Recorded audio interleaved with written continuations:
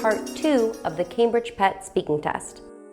The focus of this part of the test is to describe a photograph, which can be harder than it seems because a lot of people get mixed up once they start speaking, they don't know what to talk about, they get lost.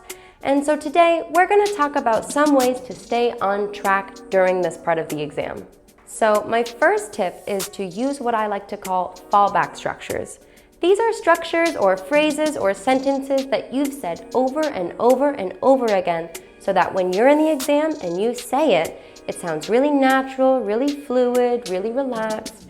And so I always start with one of these. I always tell my students to start the description of the photograph with this sentence.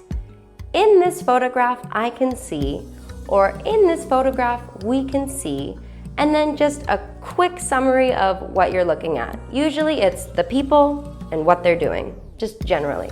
So let's look at an example. In this photograph, I can see a family celebrating a special occasion. Another kind of fallback structure that you can use is a prepositional phrase. These locations can keep you grounded throughout the description of the photograph.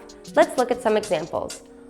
In the foreground, in the background, in the middle, on the left, on the right, at the top, at the bottom.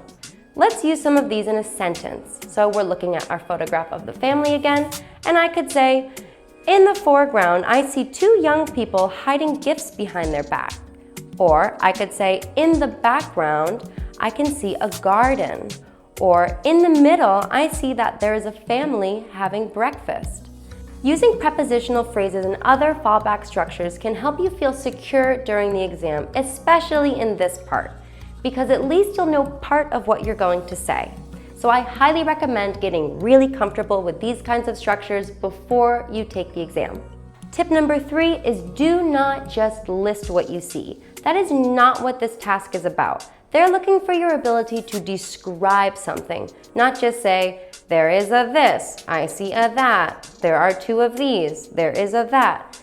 That's not going to help you do well on this part of the exam. So make sure that you're actually saying what's going on with each sentence.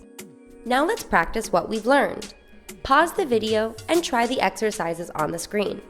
Write your answers in the comments below. Thanks for watching. Check out my next video for more tips to do a great job on the Cambridge PET Speaking Exam, Part 2.